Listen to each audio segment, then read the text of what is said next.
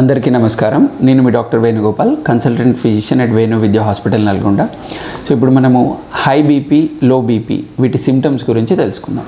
So యూజువల్గా high blood pressures ఉన్నప్పుడు headache, neck pain and tiredness, తర్వాత స్వెట్టింగ్స్, పాల్పిటేషన్స్ ఇలాంటి సిమ్టమ్స్ అన్నీ ఉంటూ ఉంటాయి.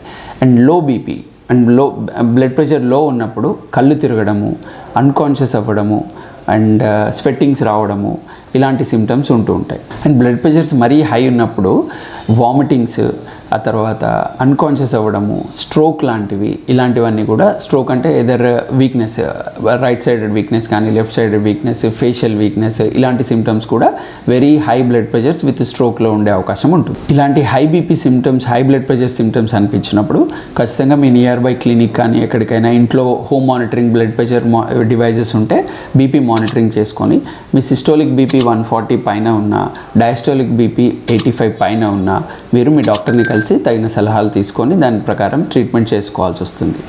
ఒకవేళ లో బీపీ సిమ్టమ్స్ ఉన్నట్లయితే యూజువల్గా మనము బీపీ చెక్ చేసుకోవడం ఒకటి, బీపీ సిస్టోలిక్ బీపీ 100 బిలో ఉన్న, డయాస్టోలిక్ బీపీ 70 బిలో ఉన్న ఇమీడియట్గా మీరు కూర్చోవడము, లయింగ్ డౌన్ పొజిషన్కి వెళ్ళడము, వాటర్ ఎక్కువ తీసుకోవడము, కొంచెం ఓఆర్ఎస్ వాటర్ తీసుకోవడం కానీ, సాల్ట్ విత్ బటర్ మిల్క్ లాంటివి తీసుకున్నట్లయితే కొంచెం బీపీ అనేది ఎలివేట్ అయ్యే ఛాన్సెస్ ఉంటుంది.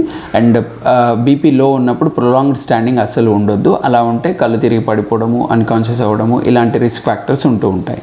పర్సిస్టింగ్గా అంటే ఫ్రీక్వెంట్గా లో బీపీ అలా ఉన్నట్లయితే మనము చెక్ చేసుకోవాలి. ఏదర్ వాసోవాగల్ ప్రొలాంగ్డ్ స్టాండింగ్ వల్ల ఉందా, లేక అదర్ కార్డియాక్ ఇష్యూస్ వల్ల బీపీ లో ఉంటుందా అన్నది మీ డాక్టర్ని కన్సల్ట్ అయ్యి దానికి తగినట్టుగా చెక్ చేసుకొని నిర్ధారణ చేసుకొని ట్రీట్మెంట్ చేసుకోవాలి.